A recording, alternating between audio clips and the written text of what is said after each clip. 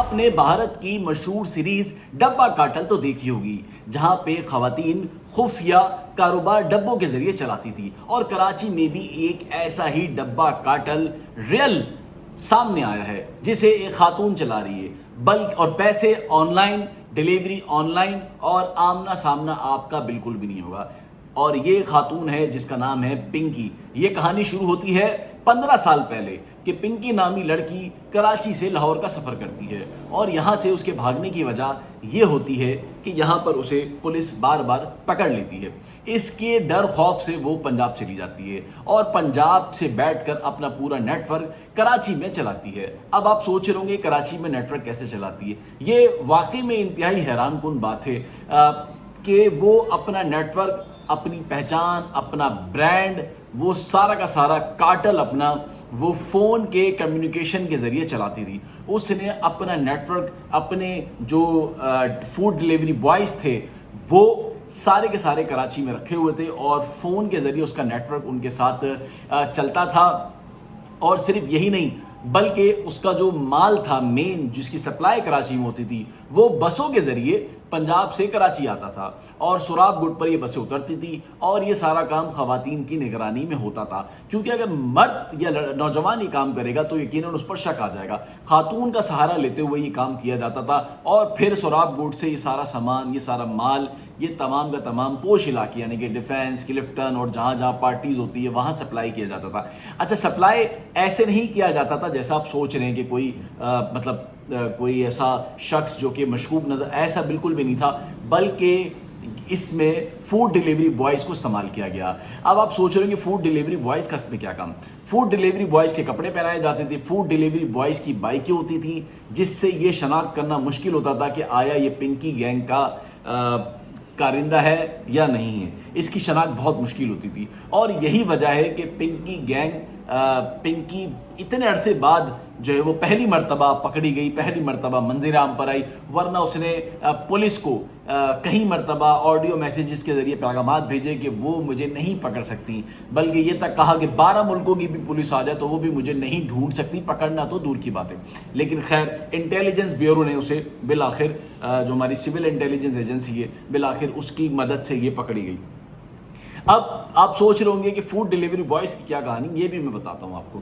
Food delivery boys جو کہ آپ کو لگتا ہے کہ وہ کھانا سپلائی کرتے ہیں، وہ فوڈ ڈیلیور کرتے ہیں، لیکن آپ نے کبھی یہ نہیں سوچا ہوگا کہ وہ بھی ہمارے جو تعلیمی ادارے ہیں یا جو ہمارے نوجوان نسل ہیں اس کو برباد کرنے میں ان کا بھی سب سے زیادہ کردار ہے۔ اس کا معاوضہ بھی انہیں ملتا ہے، یعنی کہ فوڈ ڈیلیور کرنے میں آپ کو اتنے پیسے نہیں ملتے ہوں گے جتنے پیسے آپ کو پنکی دیتی تھی، یعنی کہ ڈیجیٹل اکاؤنٹ کے تھرو آپ کو رقم دی جاتی تھی۔ اور اس کا بھائی بھی صدر پولیس نے جو پہلے پکڑا تھا، یہ ایک الگ کہانی ہے، وہ بھی میں آپ کو بتاؤں گا، لیکن یہ سمجھ رہے ہیں۔ اب جب پنکی کو پکڑا اور اس سے پوچھا کہ بھائی کس طرح سے چلتا تھا، کیا کرتے تھے، اس نے کہا میرے ساتھ تو پورا نیٹ ورک ملا ہوا تھا، میرے ساتھ جو مقامی پولیس تھی وہ بھی شامل تھی، یعنی کہ میرے ساتھ سب موجود تھے۔ اس نے ایسے ایسے لوگوں کے نام لیے کہ میں آپ کو بتا نہیں سکتا۔ اس نے بتایا کہ وہ جو شوبز کی دنیا ہے اس میں بھی اس کا مال جو ہے وہ جاتا تھا۔ اچھا، اس کے مال کے اوپر اس کا نام لکھا ہوتا تھا، پنکی برانڈ لکھا ہوتا تھا، اور وہ بلا خوف جو ہے وہ اپنا مال سپلائی کرتی تھی۔ اب آپ کو یاد ہوگا ایک تھی ڈاکٹر مہا شیخ، تھوڑا سا آپ کو یاد دلاتا ہوں، وہ بھی اوور ڈوز ہونے کی وجہ سے انتقال کر گئی تھی، مر گئی تھی، اور جس فون کے تھرو مہا شیخ کو سپلائی کی گئی تھی اس میں بھی پنکی کا نمبر ہی استعمال ہوا تھا، اور ڈاکٹر مہا شیخ کے مقدمے میں بھی جو متن ہے اس میں بھی جو ہے وہ پنکی کو بعد میں رکھا گیا۔ اس کے بیانات اور چیزیں جب ٹیکنیکل دیکھی گئی تو معلوم ہوا کہ پنکی گینگ اس میں استعمال ہوا تھا، تو پنکی کو وہاں پر بھی رکھا گیا۔ یہ شاید بہت کم لوگوں کو یہ بات معلوم ہوگی۔ اور ساتھ ہی یہ نیٹ ورک پنجاب سے چلتا تھا، بہت بڑی تعداد میں، اس سے کروڑوں روپے کی منشیات جو ہے وہ برآمد ہوئی ہے، اور یہی نہیں کیپسول بھی برآمد ہوئی جو آپ تصویر میں جو ہے وہ دیکھ رہے ہوں گے۔ اب آپ سوچ رہے ہوں گے کہ اتنا بڑا کارٹل چل رہا تھا، کیوں ہماری پولیس کو معلوم نہیں تھا؟ تو بڑے سوچنے کی بات ہے، چونکہ وہ یہاں تھی نہیں، اور جب پولیس اس کو پکڑنے کی کوشش کرتی تھی تو یہ اپنا نمبر بدل دیتی تھی، اور چونکہ کراچی میں نہیں تھی، سندھ میں نہیں تھی، یہ پنجاب میں تھی، تو کئی مرتبہ پنجاب پولیس سے بھی مدد لی گئی، لیکن وہاں پر بھی یہ ہاتھ نہیں آئی۔ پنجاب اگر پولیس جاتی ہے تو AKP کے چلے چلے جاتی ہے، اس کے بعد یہ سوات مری ان علاقوں میں بھی یہ گھومتی رہی ہے اور باقاعدہ ویڈیوز بنا کے ٹک ٹاک پر ڈالتی رہی کہ مجھے اگر ڈھونڈنا ہے تو مجھے ڈھونڈ کے دکھاؤ. تو اس طرح کے چیلنجز جو ہے وہ پولیس کے سامنے یہ کرتی رہی ہے.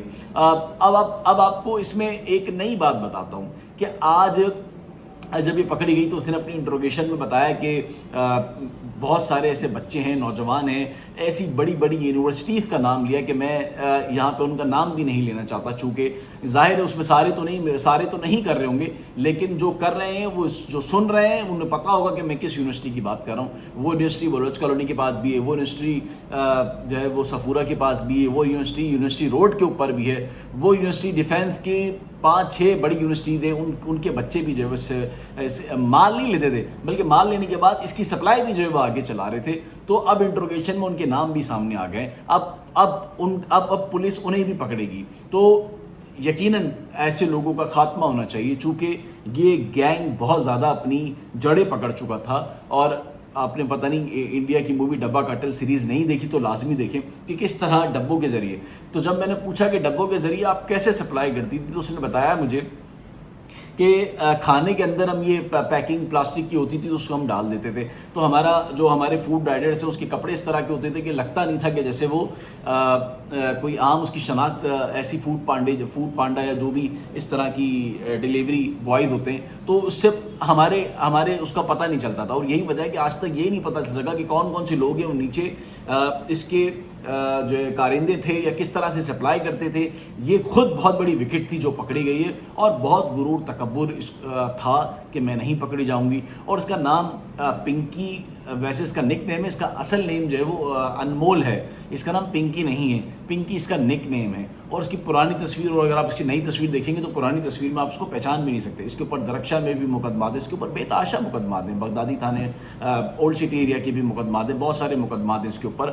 اور اب یہ پکڑی گئی ہے، یقیناً کمی ہوگی، لیکن پھر وہی کہ آج پنکی تو کل کوئی اور. تو اب فیصلہ ہم نے کرنا ہے کہ ہمیں اس طرح کے ایشوز کو اٹھانا ہے یا نہیں اٹھانا، یا پھر چپ کر کے بیٹھ جانا ہے.